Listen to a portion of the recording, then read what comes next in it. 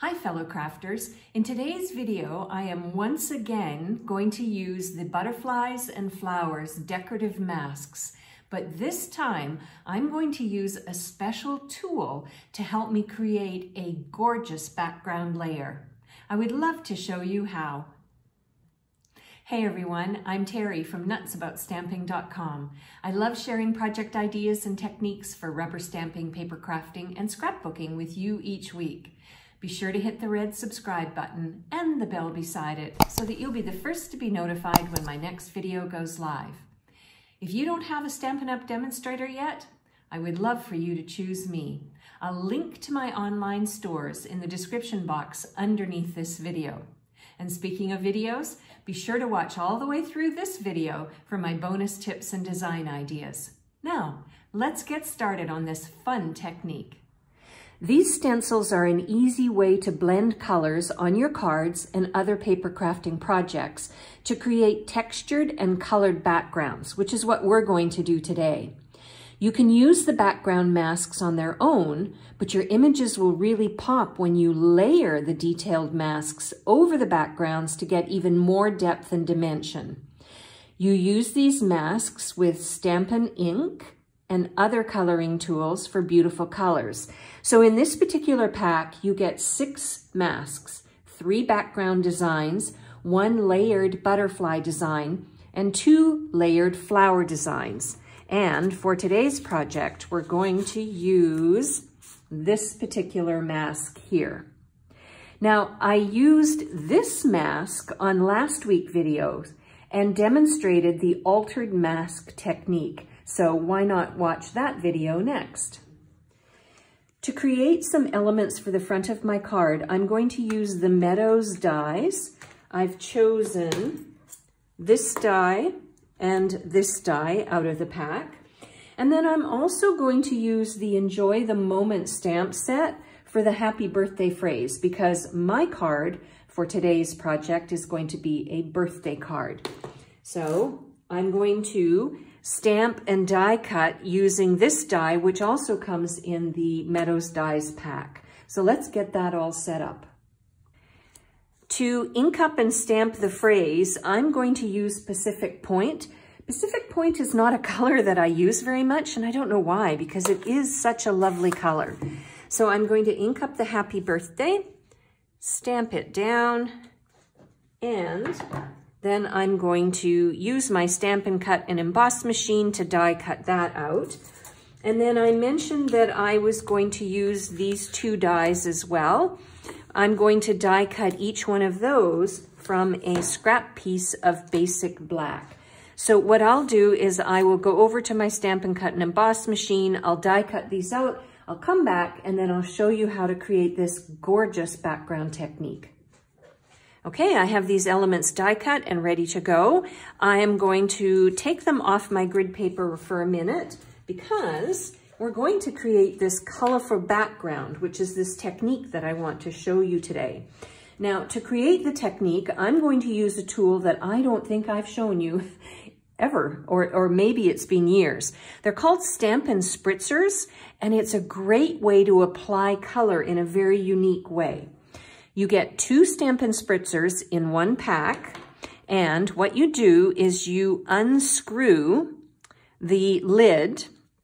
You can fill this up part way or 3/4 of the way with water, and then you add some colored drops of ink refills. So normally you would think that ink refills would be perfect for your ink pads to re-ink them. Yes, that is definitely the main use. But you can also add drops of color into a Stampin' Spritzer to make a colorful background. So I have a spritzer ready to go. Here it is here. So I added just a little bit of water. I put maybe 2 drops of the Pacific Point re-inker. Re-inkers go a long way. You can use them for years and years and years, so they're a great investment for a very low cost. So I put Pacific Point in here. Now what I'm going to do is I'm going to bring in a piece of basic white cardstock. that I have cut and ready to go. This is going to be a layer on the front of my card. And then as I mentioned, I'm using this stencil. I'm going to lay the stencil down, and then all I'm going to do is, I've taken the lid off of the spritzer already, and I'm just going to hold my spritzer up about, I don't know, 6 to 10 inches above the stencil, and I am going to spray color down onto the stencil. That's all you do. Now, it's going to be wet, obviously, because you've got water in there and the re-inker.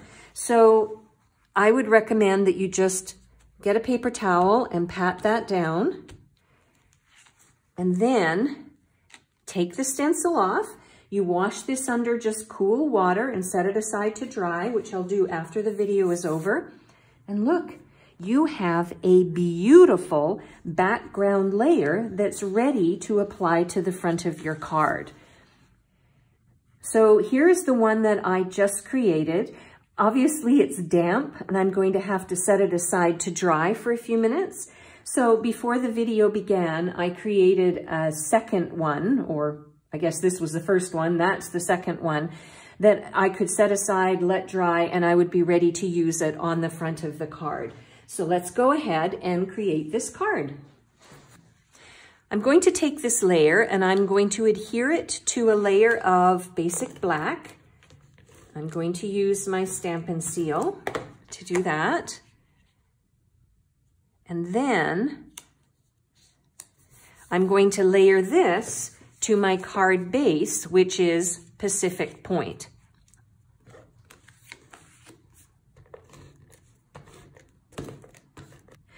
All right, the next thing I want to do is I want to bring in these elements that I have created for the front of my card. And I'm going to use my silicone sheet and my multi-purpose liquid glue. And I want to add some glue to the back of this particular flower and adhere that to the front of the card. Just, oops, turn this over, bring this in. This one is sort of going to be more in the background. Okay, and then this one, I think what I'll do is instead of using multi-purpose liquid glue, I'll give it a little bit of a lift by using some mini Stampin' Dimensionals. So I'll put one mini there and one mini on the back of that one, and then another one there. And then I'll add that to the front of my card. Okay, there we go. It's coming along nicely. And then the last thing I want to do is add the happy birthday phrase. And again, I'm going to use some mini Stampin' Dimensionals and apply this to the front, or attach it to the front of my card, like so. And now it's time to think about embellishments. I've decided for my card, I'm going to use the matte black dots, and I'm going to use a small one on either side of my phrase, just to pull all the colors and sort of the black and blue theme, like so. And then I think I might add a couple more to the front of my card, just for added visual interest. And there we go, the card is done. Very quick and easy, thanks to the Stampin' Spritzers and the butterflies and flowers layering decorative mask. If you would like a complete listing of the products I used, along with the ordering numbers in case you want to make this project at home, I'll link to my blog post in the description box under this video, and I've also linked to my online stores so you can hop on over there and place an order. What would you like to see next? I would love for you to know if there's a specific product or tool you would like me to feature in a future video. Leave me a comment under this video and let me know. I'm Terry. I'm nuts about stamping. I hope you'll try this lovely background technique someday soon. Bye for now.